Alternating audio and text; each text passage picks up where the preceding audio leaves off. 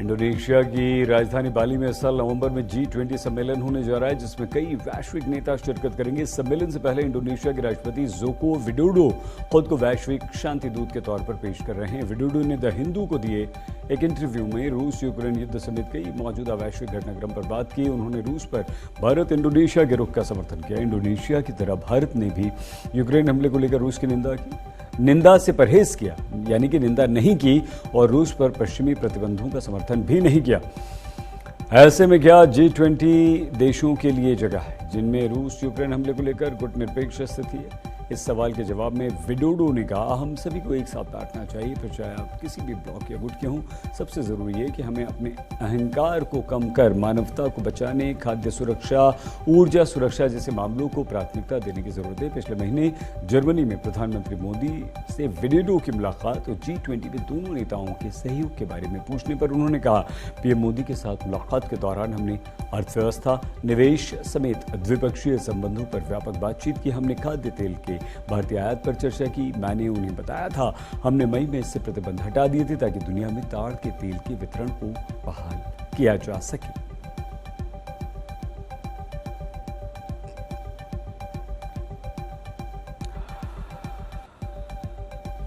आप बहुत बिजी रहते हैं ऑफिस में, घर के कामों में, बच्चों में, आपको छुट्टी नहीं मिलती, लेकिन छुट्टी मिलते ही आप गोवा, दिल्ली, मुंबई, हिमाचल, केरल, मसूरी, माउंट आबू घूमने का प्लान बना लेते हैं। सोचिए, अगर आपको अंतरिक्ष घूमने का मौका मिले तो क्या होगा। वो दिन दूर नहीं जब 400 फ्लाइट्स धरती से उड़ान भरेंगी, यानी औसतन हर रोज एक से ज्यादा फ्लाइट 1.5 करोड़ से 3.5 करोड़ तक आपको खर्च करने होंगे।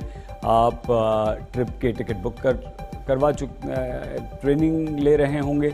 कई ट्रिप लोगों की पूरी भी हो चुकी है और ऐसा स्पेस कंपनियां टूरिस्ट्स को अंतरिक्ष में भेजने की तैयारी में कर रहे हैं। स्पेस टूरिज्म जैसे महंगे प्रोजेक्ट्स को पूरा करने के लिए आगे आए हैं दुनिया के 3 महाअमीर लोग।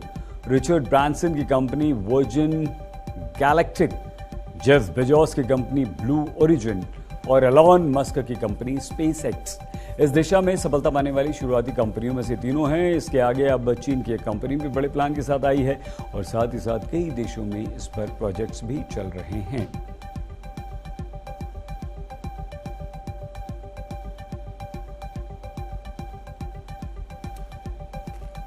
तो अब आप अंतरिक्ष घूमने का प्लान बनाइए।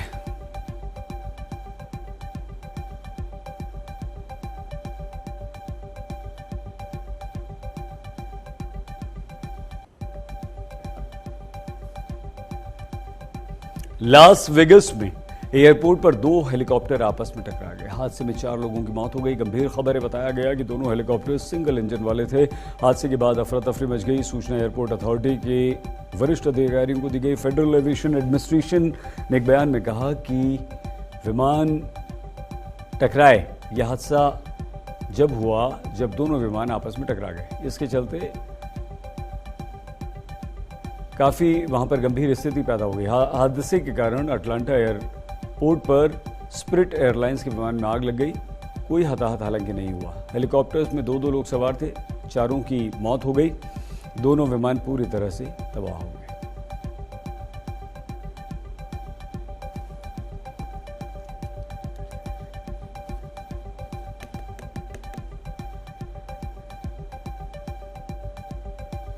बॉलीवुड डीवा सुष्मिता सेन बिजनेसमैन ललित मोदी को डेट कर रही हैं। अपने से उम्र में 10 साल बड़े ललित मोदी से सुष्मिता को प्यार हुआ। दोनों के अफेयर का खुलासा 14 जुलाई को हुआ जब ललित मोदी ने सुष्मिता के साथ लवी डवी तस्वीरें शेयर की। ये बात अलग है कि लोगों ने कपल के प्यार को समझने के बजाय उनके रिश्ते का मजाक उड़ाया। साथ ही सुष्मिता को गोल्ड डिगर भी कहा। ट्रोलिंग पर सुष्मिता और ललित मोदी दोनों की तरफ से जवाब आ गया।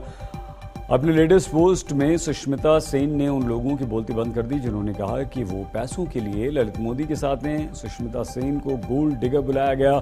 सुष्मिता ने इंस्टा पोस्ट में अपनी बेहद ग्लैमरस फोटो शेयर कर हेटर्स को जवाब दिया। लिखा, मैं गोल्ड से ज्यादा हीरे को खोजती हूँ। मैंने हमेशा से हीरे को ज्यादा प्राथमिकता दी है, जिसके लिए मैं फेमस भी हूँ और आज मैं इसे अपने लिए खुद ही खरीदती हूँ। अपने इस पोस्ट में सुष्मिता सेन ने अपने शुभ चिंतकों, सपोर्टर्स को शुक्रिया कहा। सुष्मिता ने यह भी बताया कि पूरी तरह से ठीक है, उन्हें आलोचनाओं से कोई फर्क नहीं पड़ता। सुष्मिता के इस जवाब के बाद गोल्ड डिगर बुलाने वालों की बोलती बंद हो गई।